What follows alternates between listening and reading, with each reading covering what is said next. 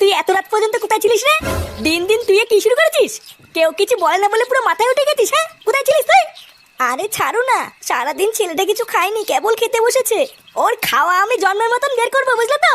কিরে, আমি তোকে কিছু জিজ্ঞাসা করছি না, কোথায় ছিলিস তুই?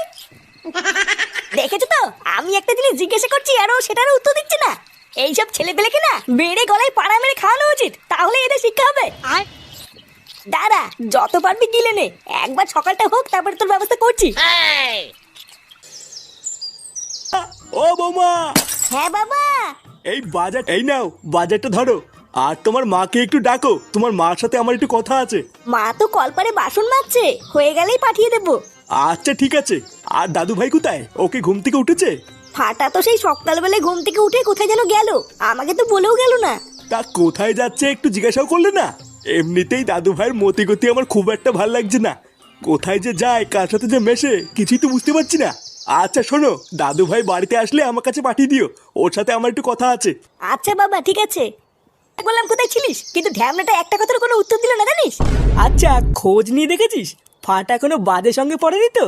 এই যে কারোর সাথে কোনো কথা না বলা, তারপরে মাঝরাতে বেলে বাড়ি আসা, এই ব্যাপারটা কিন্তু আমার মোটেও ভালো লাগছে না রে ফুটো। হ্যাঁ রে ফুটো, ও পল্টুদা কিন্তু এটা একদম ঠিকই বলেছে। ফাটা কোথায় যাচ্ছে, কি করছে, এইসব বিষয়ে একটু খোঁজ খবর নে, বুঝলি? হ্যাঁ, শুধু খোঁজ খবর নিলেই হবে না, আজকে রাত থেকে তুই ফাটাকে একটু চোখে চোখে রাখ, বুঝলি? অল্প বয়স তো, তাই এখন থেকে একটু নজরে রাখ, পরে বিগড়ে গেলে কিন্তু আর কোনো রাস্তা পাবি না। হ্যাঁ ঠিকই বলেছিস, আজকের থেকে এই ফাটাকে একটুখানি চোখে চোখে রাখবো।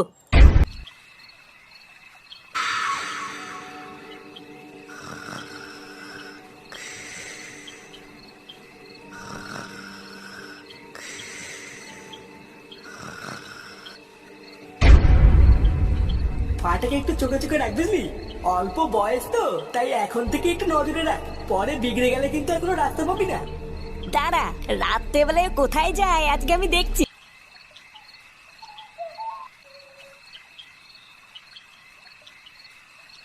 ব্যাপারটা কি হলো? ফাটাই রাত্রেবেলায় ফাঁকা জায়গায় কেন আসলো, আর এখানে এসে দাঁড়িয়েই বা কেন পড়লো, কিছুই তো বুঝতে পারছি না।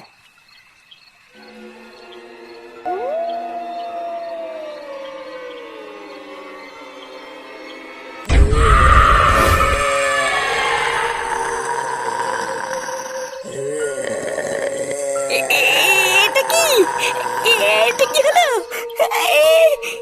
এ- আমি কি দেখে ফেললাম, আমি কি দেখে ফেললাম?